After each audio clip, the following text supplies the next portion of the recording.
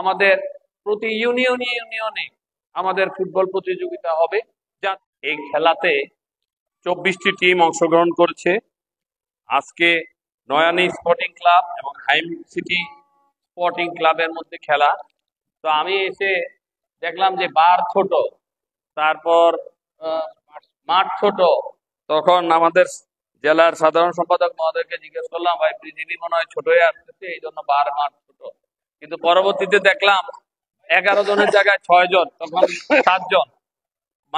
এই এই ফুটবলটা মনে হয় এখন খুব জনপ্রিয় হচ্ছে পৃথিবী ব্যাপী। গত 15 বছরে ফেসিবাদের সরকারের সময় এই বাংলাদেশ থেকে খেলাধুলা একেবারেই শেষ হয়ে গিয়েছিল। আমরা যখন স্কুলে কলেজে লেখাপড়া করেছি, আমরা স্কুলেও খেলাধুলা করতাম, কলেজেও আমরা ইন্টার স্কুল খেলাধুলা করতাম। তো আজকে আমাদের শহীদ প্রেসিডেন্ট জিয়াউর রহমান, বেগম খালেদা জিয়া, তারেক রহমান যেভাবে খেলাধুলাকে উৎসাহিত করেছে, এবং আমাদের কেন্দ্রের থেকেও ঘোষণা আসতেছে, মাত্র আমাদের একটি ক্রিকেট টুর্নামেন্ট শেষ হলো, কেন্দ্রের থেকেও ঘোষণা আসতেছে যে আমাদের প্রতি ইউনিয়নে আমাদের ফুটবল প্রতিযোগিতা হবে, যে যুব সমাজকে রক্ষা করা যায়। এই দেশের যুব সমাজকে একেবারে ধ্বংসের দ্বার প্রান্তে নিয়ে গেছে এই ফেসিবাদের সরকারের গত 15 বছরের লোকজন, যারা এই অবৈধভাবে দেশকে ক্ষমতা দখল করেছিল।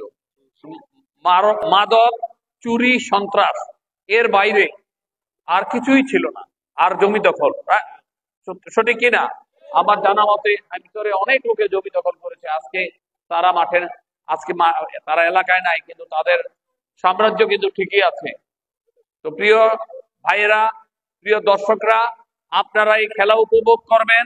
এই খেলাধুলার মাধ্যমে এই হাইমচর থেকে যেন মাদকের কোনো অবস্থান না থাকে।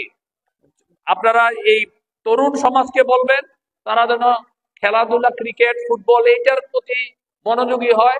আমি হাইমচর উপজেলা বিএনপিকে বলবো, আপনারা এখানে প্রশাসনের সাথে কথা বলে এই প্রশাসনের মাধ্যমে টুর্নামেন্টের ব্যবস্থা করবেন। আমি আজকের এই টুর্নামেন্ট উদ্বোধন ঘোষণা করলাম। আসসালামু আলাইকুম।